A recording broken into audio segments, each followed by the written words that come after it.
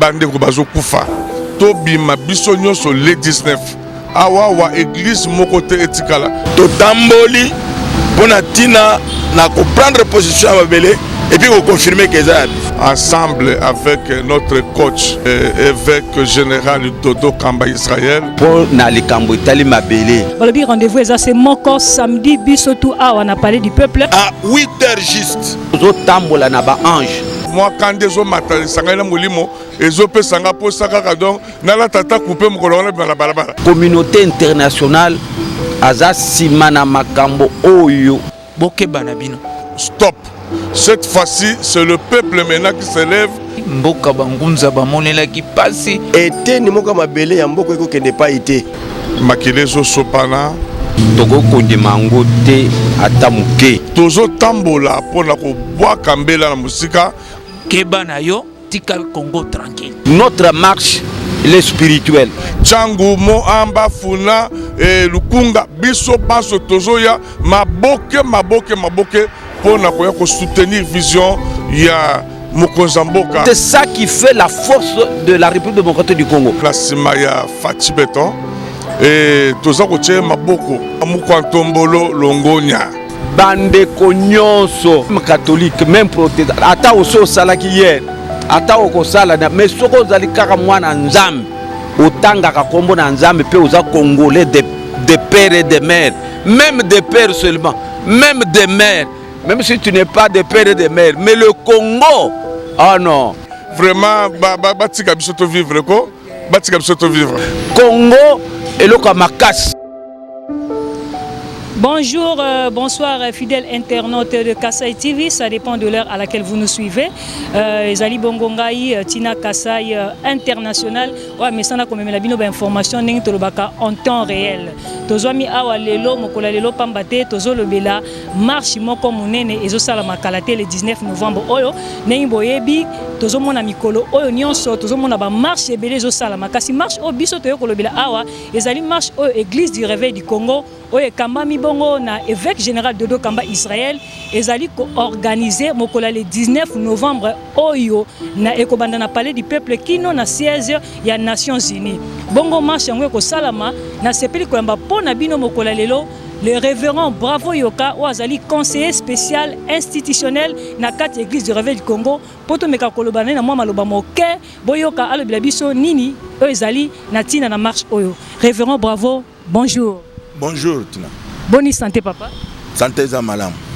Papa to sepeli ko yamba yo na micro na biso to lingi mpe olobela biso makamba marche oyo eza ndenge nini makamba marche oyo.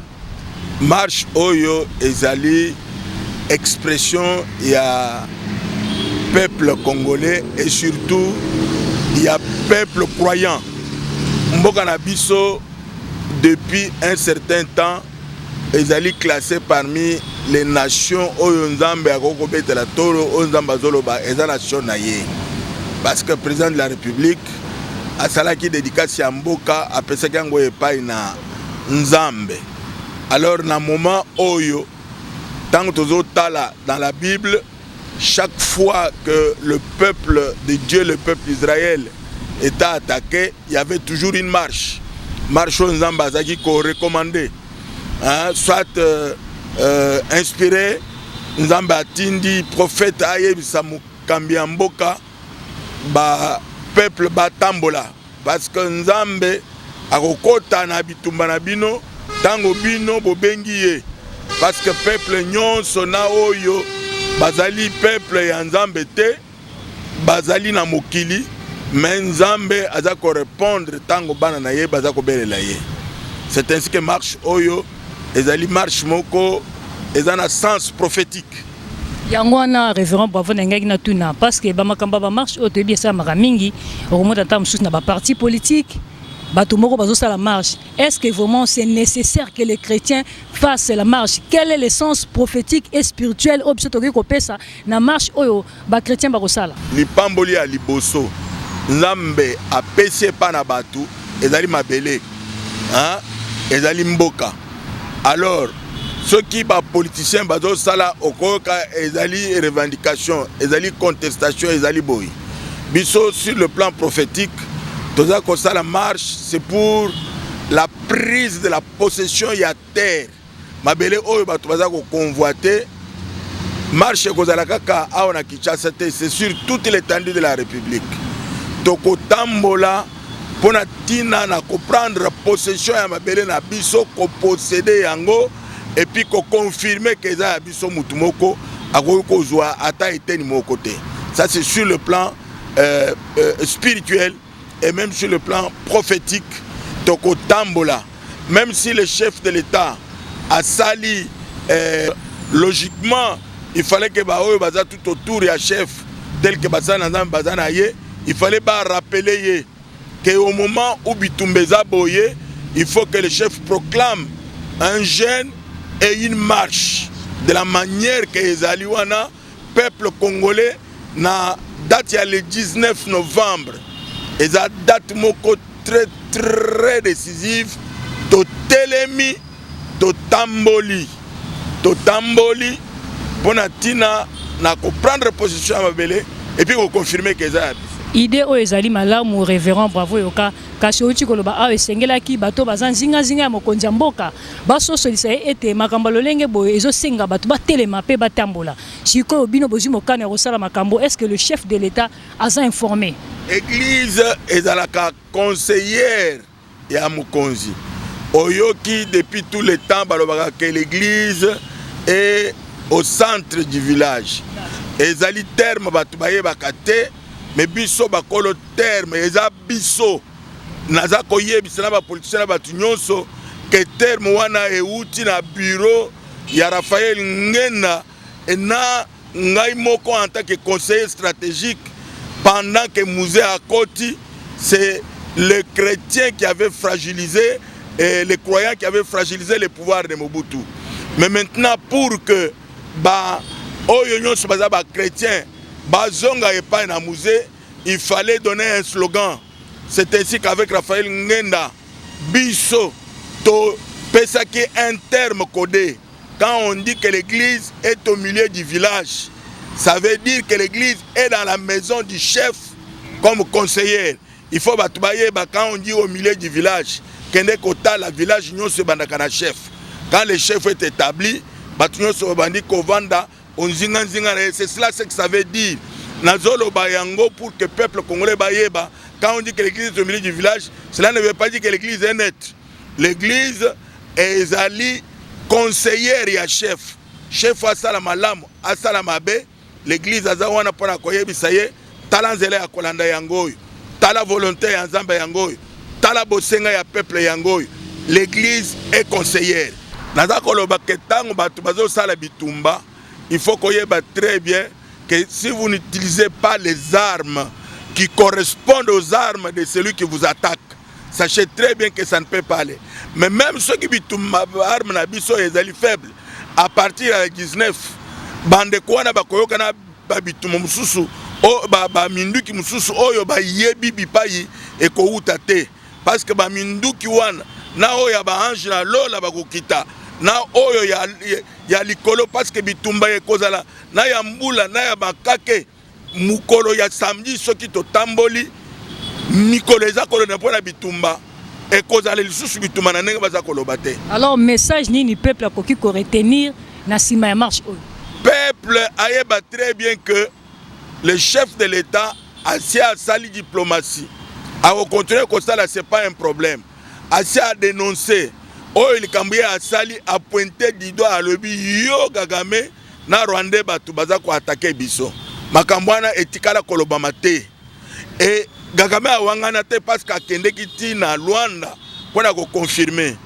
Mais alors maintenant ba terroriste M23, terroriste qu'on continue comme un bango ba rebelle eza lukuta. Et ce sont des terroristes parce que bazali koya pona koboma batu. Si c'était pour des rebelles, balinga ki baya bakamata peuple baloba peuple to vanda tranquille awa tozala na bino parce que toza koluka kocha pouvoir. Mais bango ce sont des terroristes parce qu'ils tuent les gens.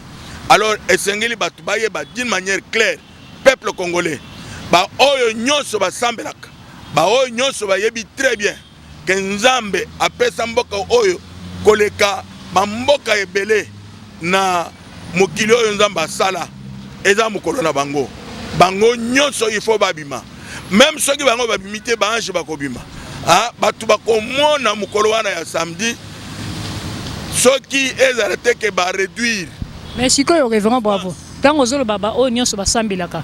Wana toji ba o nyonso basambilaka na église il réveille kaka to bandeko nyonso pe bakoki koya. Ah, d'ailleurs président na biso représentant légal l'évêque général azali président ya ba confession religieuse.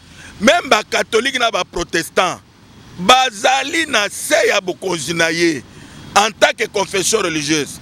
Eza pemba la liboso baza ko se retirer te. Ba se retiraka toujours. Ezali il faut pas kolanda bazali ba confession religieuse. Du moment que baza ba confession religieuse, plateforme ngo bango nde ba créer kango na za ko confirmer pa na batu. Que ezali habitude na bango balungwa na confession religieuse te. Ba koma parti politique te. Baza ba confession religieuse. Baza na kati. Même ceux qui bango balingi bato so bakumela bango. Bango d'abord baza ba église ba colonisateur. Biso to no kumela bango te. Na ndenge bango babimi na ba protestant wana ba prouver que bango balinga na bango mboka te. Mais référent bravo. Olobi bango nyonso baza ba confession religieuse. Mais mbaleleki to ki marche avec l'église protestante et puis mbala oto ki que les 4 église catholique peut marcher le 4 décembre si je ne m'abuse pas. Ouais. Est-ce que vraiment sur le plan spirituel l'église est vraiment na unité? Eza makambu ya unité à l'église ezali na makambu ya ba action te. L'unité c'est l'unité de cœur. C'est l'unité d'esprit. Oyo décision ya kokamata posha mabele c'est ça l'unité. Du moment que même temps tozala kawa même ceux qui tozo tambola te. Est-ce que nous sommes togenda kosambela na Saint-Georges, hein, na Saint Jean-Baptiste ou Saint Jean-François. Nous sommes tozala na foi abondante. Hein, nous sommes tozala na Bethel. Nous sommes tozala na mosquée. Et ça la kabatu na batu basabaka na place na bango. Et puis du moment que c'est une manifestation, ceux qui bango ba protestants, ba kimi, ba tiki mwana na bango diaconese na bango a dirigé marche. Et l'autre le lenge mitema na bango ezalaka. Il n'y a pas de problème. Awa ba catholique ba proclamer marche, ba catholique ba tambola, l'air ba to ba tambola, est-ce que ba tonso ba tambola? Ba les 4. Bango ba yebi pona ni ba les 4. Mais une seule chose reste certaine, c'est la prise de possession à terre. Il ne faut pas ramener l'unité à l'église na moment ya kotambola na batu nyonso. Oyo ba mesana na kokonza batu tel que ba catholique.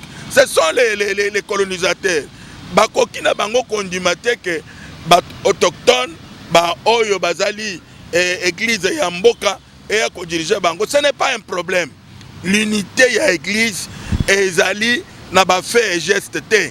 L'unité de l'église est autour du nom de Jésus-Christ. Les catholiques même les bakobima, bakotanga kombo ya mutu mususu te, bakotanga kombo na Yesu. Donc biso nyonso du moment que toza autour ya kombo ya Nzambe oyo akela mboka oyo apesa biso yango koleka batu nyonso, toza toujours unis. Il faut pas koloba makambo ya unité, c'est ce qu'on appelle et chez nous et chez les protestants l'unité dans la diversité. Il ne faut pas qu'on puisse dire l'unité, ça veut dire est-ce qu'ils sont sur photo là ta robe ya pembe, ils sont sur photo tambour to chaboy. Hein? Non, c'est pas ça l'unité. Alors, quelles sont les dispositions que vous avez prises par rapport à pour organiser marche dans les cas dans de bonnes conditions? Wana boko ko excuser nga parce que il y a la commission de communication, il y a groupe, il y a organisation, bako pesa ba disposition na yebi yango, mais je ne suis pas celui qui a habilité ya kolobake kozala boy, mais tout ce que je peux dire à partir il y a le samedi à 8h juste déjà na niveau à parler du peuple, c'est le point de départ et le point de chute oyo place makambo batu nyonso bakoya kokutana avant ya kokoma place ya kopesa ba memo et kozana gare centrale. Ça au moins ce sont des précisions. Ba banderole et komata batu bakotala, c'est une expression populaire. Révérend bravo yo zali moto akati tika to tuna ata moto na po bana mboka bayeba marche openda ezali financé te na mokonza mboka. De toutes les façons, financement ezalani. Quand on parle de financement, pourquoi mokonza mboka il faut à financer? Est-ce que biso église tozangi mbongo? Biso ba peuple congolais tozangi mbongo? Le président n'a pas d'argent, le président de la République, même le gouvernement n'a pas d'argent. Bambongo nyonso bazosala nango eza bambongo ya peuple. C'est les impôts, c'est les expressions ya peuple. Donc koloba financer mokonzi ya mboka a financé parce que moi je n'ai pas vu que mokonzi ya mboka alobi aye ko financer marche. Je suis dans des réunions, je sais très bien que les confessions religieuses, ce sont des personnes qui vivent par les offrandes et les dîmes. Il y a peuple, il y a des croyants. Pourquoi est-ce qu'on voit toujours, est-ce que mokonzi ya mboka a financé? A financé, c'est pour faire quoi? Est-ce qu'il a affaire avec un opposant, avec quelqu'un? Parce que tout le monde cherche à marcher. Ce que j'ai dit, un groupe, un parti politique, samedi, il y aura même toutes les composantes de la société civile. Les catholiques seront là. Donc, c'est toute la République qui va sortir pour soutenir les chefs, pour soutenir les commandants suprêmes et les hommes de troupes qui sont au front. Donc, bande konabiso bazana bitumba, namba pesa bango mukoko soit, tokoloba même d'une manière claire que ba chef coutumier, ba kozala pe na kati na makambo bitumba wana, batu bakoyeba ke kozala bitumba oyo avec les armes conventionnelles et non conventionnelles spirituelles. Batu oyo baza kotambola, bakotambola lisusu te, bakobanda komona mulili na miso na bango, bakomona mai eza kozinga bango. Très bien que bitumba wana eza ba bitumba ya makambo mboka. Merci beaucoup les révérends, bravo. Merci Nabande Kobauchi Kolanda biso ndengi révérend Uchi Koloba balabi eza likambo ya mabele. Eponi ekolote eza likambo ya mabele, eza likambo ya mboka. Donc yonde kozolanda biso le 19 tozana posa na yo la muka telema na tongo balabi na 8h déjà. Babi point de départ ezali palais du peuple wana bana bakobanda bana nzambe ba croyant nyonso. O nyonso yebi kozali croyant. Inde kino na gare centrale na siège ya Nations Unies na okaki pe révérend pour déposer mémo na binoa toko déposer mémo bipa nyonso na Nations Unies na MONUSCO na ba conseil de sécurité ba pays nyonso za conseil de sécurité mémo ezali le fait ya koyebisa bato expression oyo wana ezali. C'est ça, ce n'est pas un mémo donc on déposer comme si nous revendiquions à quelqu'un, c'est pour dire na batutala d'ailleurs mémo et kozala sur ba banderole nyonso tango makambo batu bakotanga banderole bakoyeba makambo nini oyo tozana ngona posa, c'est pas un problème. Donc bako déposer mémo na bango pona kotalisa o ezali na kati ya mitema pasi ya bandeko na biso bazomona na kati ya est de la République bino moko bazomona ndenge ba mama na biso bazozala violé bato bazokufa. En tout cas balobi non à la balkanisation, non à la complicité. Mokolo wana kozala benda bika kotika la simate to bengi déjà samedi na 8h yo zali croyant tellement bisika ezali inde tozobanda makolo ko banda palais du peuple toko tambola biso nyonso pona ko exprimer o ezana kati na mitema na biso. Merci beaucoup, bye bye. Tokutani mokolo ya samedi. Merci beaucoup Nabandeko Balandi nyonso ya Kasai TV, l'image qui parlait le goût du savoir chez Tina Kasai. Nazali awa komemela bino ba actualité otozana ngo mikolo oyo nengi to mesana koloba to melaka bino ba information en temps réel. Na mbi lisusu siko pona bino le secrétaire général d'une très grande institution nengi na mesana ko bengae Monseigneur Moïse Tibumbu. Ozali secrétaire général na kati ya RSC, Église du Réveil du Congo en sigle. To yambie pambate tozobeta masolo ya marche pacifique oyo salama samedi 19 novembre oyo 2022. Marche pacifique oyo pesamaki na mokambi topé na dirigeant église de réveil na kombo ya évêque général de Dokamba Israël bato nyonso ya mangomba bakotambola pona kotelemela makambo oyo salama na est du pays nenge ba mama na biso bazako nyokwama nenge bato bazozala violé nenge bato bazokufa. Alors bongo bango batelemi babi non à la guerre, non à la balkanisation. Kasi totikali simate biso pe toza pemeni pona koyoka mela na ba o bazali bakonzi ba bisa biso tina ya marche wana. Bonjour secrétaire général. Bonjour. Na sepeli ko mbana mikona nga CG tozoka likambo ya marche pacifique. Yebisa biso impression na eza nini par rapport ya makambo ezo sama na Rwanda. Makambo ezo sama na Rwanda togo kondemango te atamuke. Ce que totali na histoire ya Israël, le peuple de Dieu, pour na likambo etali mabele bako croiser maboko te biso église biso confession religieuse tozo telema likambo oyo ya ba étranger baya ko envahir biso na mabele na biso nzambe nde asalaki mboka na mboka na mabele nango pe atie limite d'après les Saintes Écritures. Et il est strictement interdit dans les Saintes Écritures de déplacer le bord laissé par les anciens. Mais de temps en temps, quelques voisins, et ce n'est pas la première fois, bazako se permettre ko provoquer biso, ko boma, ko violer, ko piller avec la complicité de la main étrangère. Communauté internationale aza simana makambo oyo ya konyoko la bana Congo. Yango église ba confession religieuse nyonso balobi non, trop c'est trop. Toko tambola pona ko la kiseke toboyi penza que Rwanda na ba commanditaire na ye nyonso baza sima na ba we baza ko soutenir baya na M23 baya ko bebisa baya ko boma baya ko humilier biso.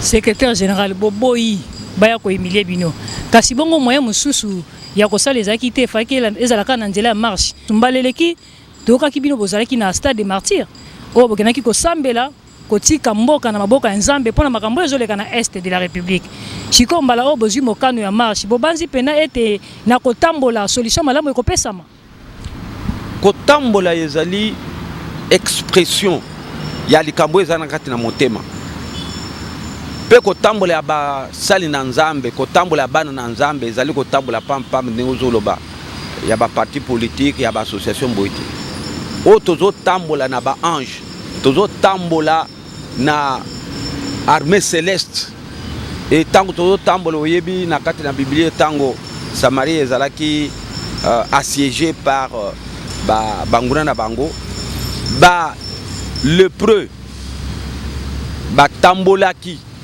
tango bazo tambola na camp adverse ezalaki ba bombe ba obinde ezali soki na beti boye na pawo na zo sala ba obi ezo kweye na camp adverse ba bombe ezo kweye na camp adverse pour que munguna akima ndenge bakimaki ba le premier ba le pamba ba tambolaki puisque pays na bango ezalaki assiégé par les ennemis, ils ont marché. Nous aussi nous allons marcher et notre marche elle est spirituelle. Alors objectif marche au Pénéza. Objectif na biso ezali 2. Aliboso l'opinion internationale à partir de la grande organisation des Nations Unies. Ayeba été indifférence naye vis-à-vis alikambo oyo ezali coupable. Une organisation internationale qui réunit toutes les nations du monde, incapables et indifférentes na makambo ezo sala na est pe bandi lelote et pendant ezo salama tozo mona bande kona bango baza copier minéré pendant que il y a des morts et 20 millions de morts, c'est tout un pays. Tout le pays yango eza ko diriger biso bazaka na 20 millions d'habitants, mais nous avons déjà perdu plus de 20 millions de morts.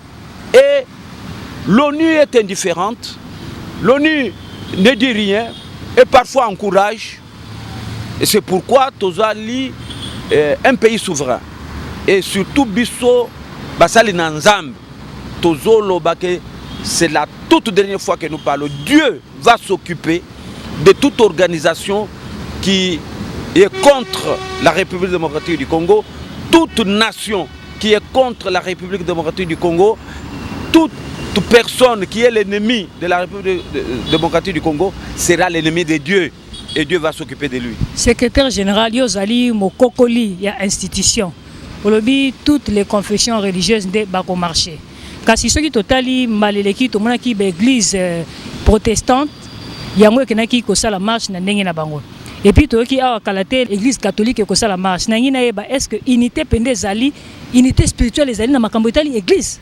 Oui, il y a l'unité dans la diversité. On a une unité. Nous ne sommes pas au lycée pour porter l'uniforme. Nous ne sommes pas dans le lycée scolaire ou bien dans une école où on doit être tous habillés en bleu-blanc. Non. Là où il y a l'esprit, il y a la liberté. Catholique à salle marche hier, protestant à salle marche hier, et toutes les autres confessions religieuses aussi vont faire leur marche le 19. C'est ça qui fait la force de la République démocratique du Congo. Congo et le Kamakasi, dans la diversité. Il n'est pas permis que nous tous nous soyons mis dans une même casserole. Au blé blanc, au cadeau. Ce qui est important, c'est ça qui marche sur ça. De différentes manières. C'est j'aime alors pour na bateau bazo la nayo, mais la paix pour na mokola le 19. Bande konyonso. Ngada même catholique, même protestant. Ata oso sala ki hier. Ata oko sala na mais soko zali kaka mwana nzambe. Otanga ka kombo na nzambe pe oza congolais de père et de mère, même des pères seulement. Même des mères, même si tu n'es pas de père et de mère, mais le Congo, oh non. Même étranger, oh yo, Monique, Congo a mis bien. Au fan, au sala commerce, au sala au fan bien. Mais puisque ceux qui bitumbe na kisasa, oko patambang, oko sala lisouté. Mais jour rendez-vous ezaka moko le 19 novembre. Tozo banda na palais du peuple inde tina MONUSCO koyebisa bango ke o bozo sala eza yangote o bozo sala eza yangote puisque MONUSCO azali awa plus de 20 ans azana mboko ayeli likambo yo ya bitumba ke kimia yezala. Mais comment bango ba soda bango bazali balobi bazaba tu ya kimia, mais kimia ezate, mais importance na bango, rôle na bango awa eza ya nini? Toba mona bango bazaka na vente ya minéraux, to mususu baza complice na ba oyo bazo bunisa biso, to mususu dernièrement ils ont tiré sur les Congolais. La MONUSCO a tiré sur les Congolais. Alors c'est toza ba mikolo, hein, plus de 50 ans d'indépendance, plus de 60 ans d'indépendance, to suto comprendre. Tozo tambola pona boye biso bango aussi te comprendre bino. J'ai na bino si te comprendre bino. En tout cas, babi peut redéposer mémo na bino. To commune français écrit en français.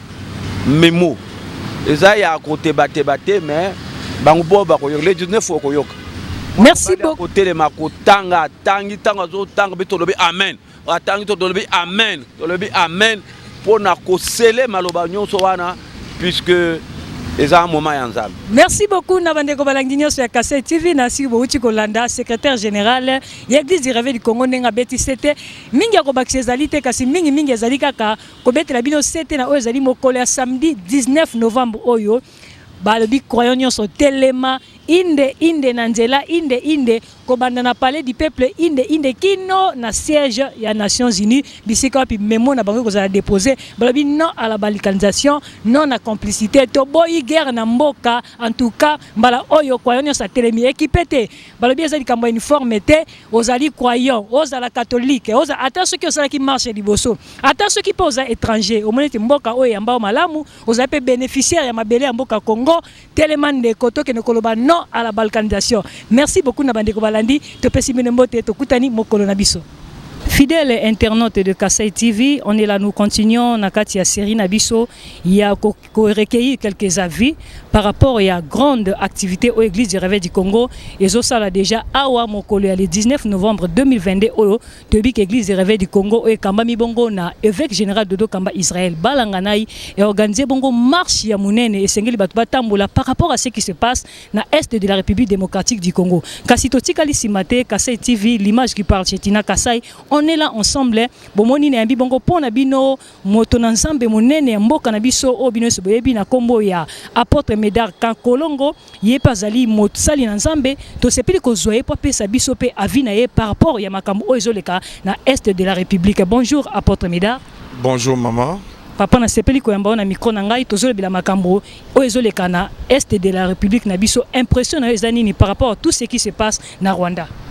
Oui, ils ont ça la passe mingi, kota la ndenge bande on so bazo kufa, ba innocent, makile zo sopana et totali ba effort au chef de l'État azo sala mais tu peux comprendre que makambo yo ezouta kaka na Rwanda yango moko te ezali pe na baza sous pression ya communauté internationale.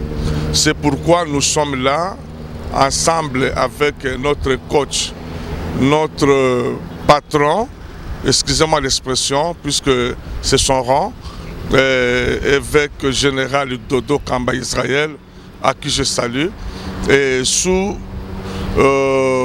l'auspice de son pouvoir, nous serons ici ce samedi 19. Alors on n'est pas là pour blaguer. Je crois que dans le moment où na makamba modèle mais surtout Kotiango, donc c'est sérieux. On n'est pas là seulement pour applaudir, mais on est là aussi pour dire stop na ba bêtise ou ezosalama na musika sous coulisses pour la roboma bande qu'on a biso. Mais apôtre Médard, pour Nakoloba stop, est-ce qu'il n'y avait pas un autre moyen? Vous pensez vraiment qu'avec la marche des solutions que soit Tozo tambola pour ezali kamba mabele, tozo tambola pour na koyebisa bana nyonso Congo que toza de cœur avec bande ko bazana est.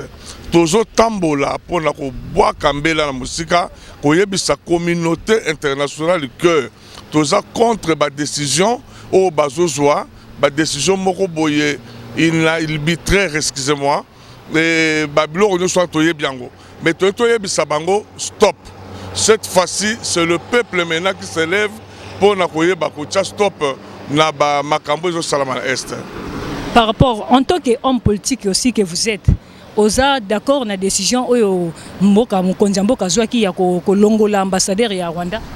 En tant que politicien, naza vraiment na simaya Fati Beton et toza kotie maboko na sepela ki tango azu décision na lobi vraiment Mukwantombolo Longonia. Mukwantombolo Longonia puisque en tout cas il m'inspire beaucoup dans sa politique et nazomona za vraiment carnet de charge pour ngai azali vraiment agenda ouvert pour moi azali vraiment boulevard où nazo tambolela na vision ya chef de l'État. Quelles sont les dispositions que vous avez prises en tant que pasteur moko pazo kambalingomba pour na koluka ko sensibiliser to ko mobiliser bat na bino pour na koya na marche aussi to bandi déjà sensibilisation na ba église tout le pasteur et naza ko boa kambela ko yebisa bande ko lemso ba pasteur vraiment soko za moi na Congo pour fanda la lingomba te intercession prière Saint-Esprit oui mais bande ko bazo kufa to bima biso nyonso le 19 awa wa église moko te etikala biso banso tozo kutana yango na ye awa liboso parler du peuple pour la koyebisa bino ke toko kutana biso nyonso awa biso nyonso tozali à la point de départ.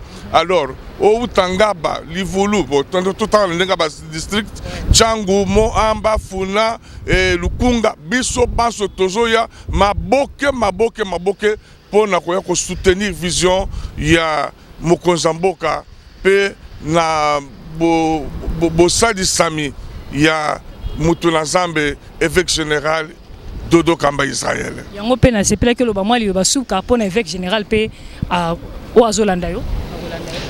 Na zako pesa merci na Zambe po apesi biso mokambi ya solo évêque général na solo bango sans mâcher le mot, sans avoir froid aux yeux, sans flatterie. Vraiment Zambe a le coup puisque apesi biso mokambi penza ya solo o tozo mona RSC modèle yo ezako tambosama nazo sepela puisque batu nyonso baza simana ye et tozo tie maboko po église de réveil ekele liboso.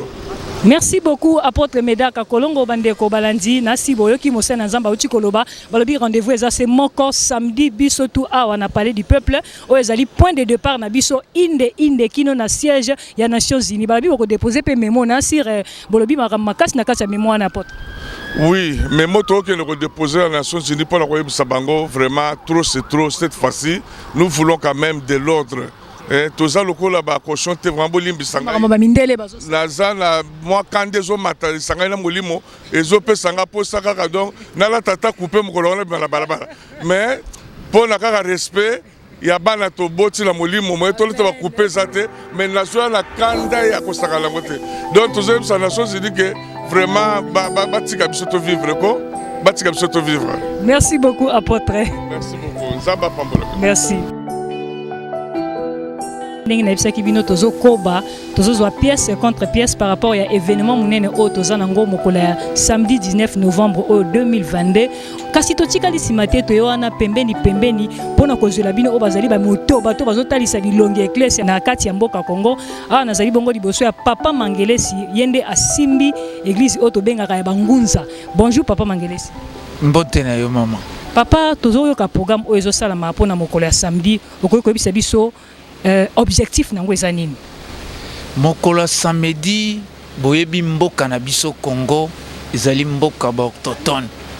Mboka kimpa vita monela ki pasi, mboka bangunza ba monela ki pasi, mboka mfumu kimbango monela ki pasi. Bo solo na biso pe ko telema na biso mokona poso ezali kokende na Monisco. Koyebisa ye. Bino boyebi bayo bazali ko bumisa Congo. Biso tozo kokende na memo pona kopesa bango mise en garde. Koyebisa bango mboka oyo ya kimpa vita, mboka oyo ya mfumu kimbangu bokeba na bino. Tozali na posa ya makila ya mokonze kolo etanga te. Tozali na posa ya bitumba lisusu na mboka na biso te.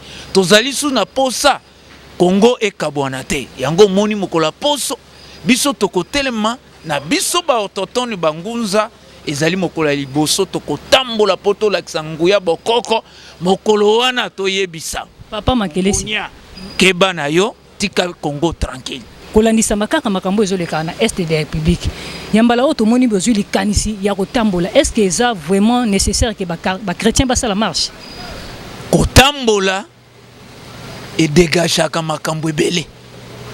Tokoyi ko sambela lelo to sambili lelo mfumu kimbangu atelemaki atambolaki boyebi evenema kimi epesamaki kimpa vita atelemaki atambolaki epesaki solo biso na etape tokomi nde tolingi tobikisa Congo na kotambola na biso mbula ebeta te yebaka yango likolo ekopesa yano Congo ekozwa kimia Congo ekozwa nzela donc kotambola na biso ezali penzana na ndenge ya lolenge ya bokoko na biso pona kolakisa mongunia keba na yo tika Congo kimia bokoki koloba te eza na nzela mosusu me tokobuka biloko bato te tokotumbola bato te tokozala contre moto te me tokotambola wana ezali bit mpe eza na nzela mpe ezali na ndenge ya molimo etindi biso totambola tokotambola. Bongo organisation nini bozwi po ke bato bazala pena mobiliser pona ko répondre na marche oyo mokola samedi?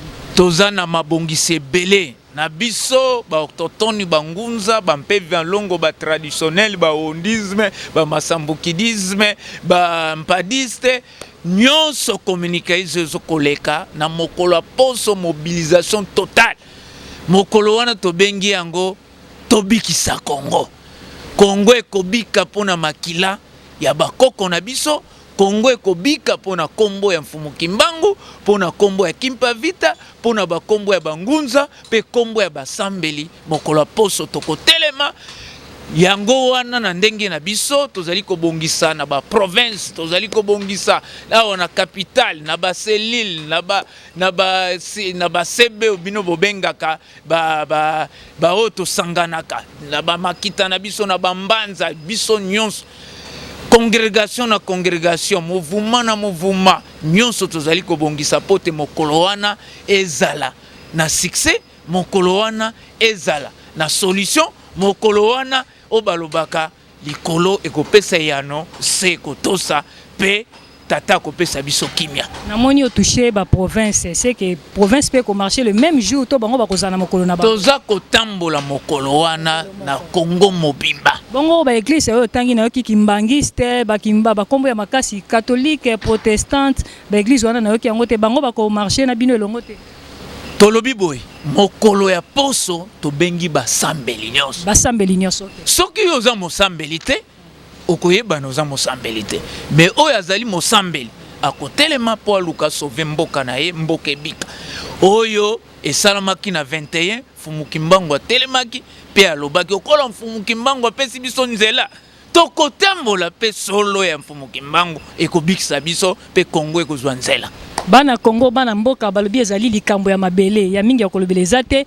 balobi moto ayebi ka sambelaka soko ozali croyant ozala chrétien catholique église protestante babi moto nyonso azali mosambeli bakaboli moto te yaka mokolo ya samedi 19 novembre tokotambola inde ekobanda na palais du peuple wana ezali point de départ kino inde na siège ya Nations Unies bisika pa ko déposer ezali memo pona koloba non à la balkanisation non à complicité ya mindele toboyi mbutu badongolo miso balobimbala oyo to bengani bino. Merci beaucoup papa Mangelesi Ngeta matondo tigate Kongo za na kimia bandeko banandi nyonso ya Kasai TV l'image qui parle chez Tina Kasai tozali a liboso kotalisa bino pièce contre pièce ya actualité na biso tozanango déjà mokolo ya samedi 19 novembre 2022 oyo ndenge balobi marche munene zo salama balobi bakaboli mutute eza likambo ya mabele nazali awa na représentant légal ya église de Kimbangiste papa na biso Modudu. Bonjour papa. Bonjour maman journaliste. Na habité ceux qui n'a pas si ba détail malamu ko expliquer bato wala. Oui, fona bongisa isika wana pambate ngai oui ngolobi révérend Modudu Ndompaulu Conveil représentant légal premier suppléant en charge de l'évangélisation de l'église Kimbangiste. Wow, ndeto yambi awa tolozolo bela makambo etali mabele. Papa Modudu okoki koyebisa biso toyoki déjà milolo bakelelo ezobeta pona mokolo ya samedi impressionné eza nini par rapport à makambo ekosama mokolo ya samedi. Oui, ezali bongo et le bamiete to boyi agression rwandaise to boyi yango pe to boyi balkanisation to boyi bakabola mboka et bato bazobosana na 1921 tata Simon Kimbangu alobaka yango alobete asalaki ronde ya mboko nyonso ya RDC asaki ronde ande alobaki te ete ni moko mabele ya mboko ekokende pa ite do ezali kama tata Kimbangu alobaka la na banzo landi bangunza elekiawa ambassadeur ya bangunza otoloba wete tata Kimbangu donc depuis 1921 ya alobaki yango te elok ata ete ni moko mabele kolonga na mboko yote c'est-à-dire o nyonso bazo sala wana ezali pamba yango wana to bengani mangomba nyonso to bengani to zala esika moko mukolo mwa poso tokuta na palais du peuple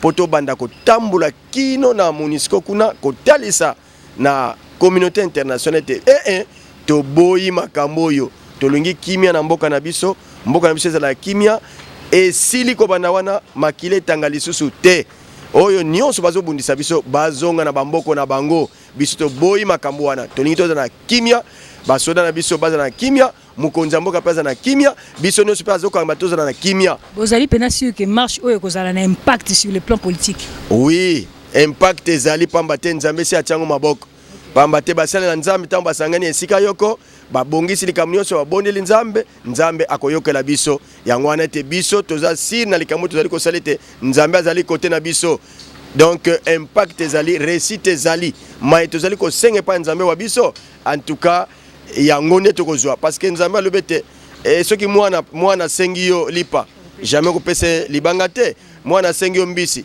jamais kopesa nyoka te donc o tozali kosenga na tata nzambe yango nde tokozwa yango réussite ezali tata Simon Kimbangu kiangani pe azakati na biso donc tata Simon Kimbangu kiangani azali kati na biso pe ba continuer so bangomba bazali sima bazali esika yoko donc elingo lobete biso nyonso tozali ko bundela mboka ya biso tozali ko bundela yango ete ni moka mabele ekokolongwa te tolobi non agression rwandaise non à balkanisation mboka na biso za mboka kokabla biteni te bato na bato bazonga na bamboka na bango oyo bazali koluka awa kuna na bamboka na bango pezali batika biso na kimia makile tanga lisusu te.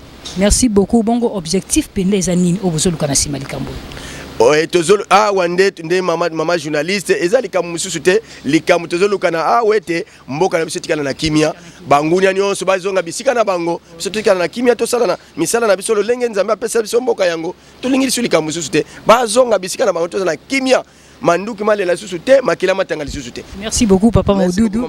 Merci beaucoup na bandeko balandi na banzibo uti kolanda mokonzi représentant légal église Kimbangiste uti koloba babi ezali kamba mabele bino mo bomoni tozui bandeko a réveil tozui bandeko Kimbangiste donc tozui ba chef ya ba confession religieuse ba telemi pona kotalisa biso ete ezali kamba moto moko te mais ezali kamba oyo concerné moi na mabele ezali kamba ya mabele boya to bengi bino so samedi 19 babi to robanda na palais du peuple na ngonga ya 8h inde inde kino na siège ya Monisco soko za mwana mboka soko za mwana mabele soko za chrétien solo lingaka mboka nao yaka to ke démarche.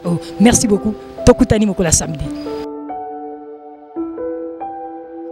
Merci na bandeko nyonso oyo bazolanda biso moko lelo tosaki bango descente sur terrain tokitaki bipai na bipai wapi bisika tokinaki ko recueillir ba avis ya ba chef ya ba confession religieuse ya ba autorité mususu oyo bazokamba na kati église Réveil du Congo pona koyeba makanisi na bango par rapport ya activité munene oyo ko salama mokolo ya le 19 novembre 2022 marche oyo ezobanda déjà nde bisika totambolaki tobanaki na limité tozwaki bato na limité bongo asko to sukisi na siège oyo bengi Simé bisika wapi toyambi représentant légal ya église kimbangiste tozupe représentant légal ya bambu ngunza tomeki koyoka ndenge bauti koloba mbele ezaka kamoko tokutana mokolo ya samedi na ngonga ya 8h point de départ balbi ezali na palais du peuple soki ozali croyant mosambeli nyonso tokaboli motote onga nazali chrétien catholique nazali kimbangiste naza moto armée du salut naza église protestante balbi soki ozali croyant ondimelaka nzambe osambelaka nzambe ezali bongo likambo ya mabele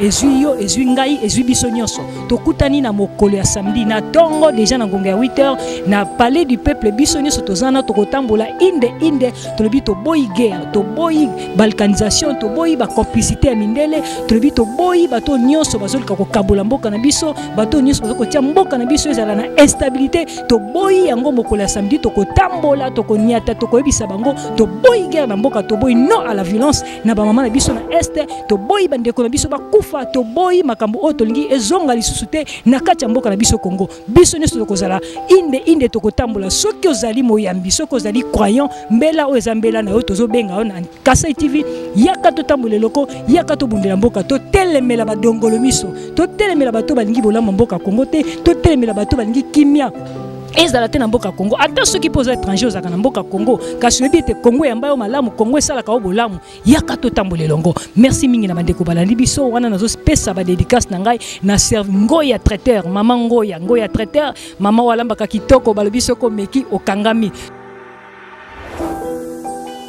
Nabosanité Tif Crispin Mikane, mon Tif, respect belé, bisiko zali. Nabosanité mon caméraman Eric Kwama.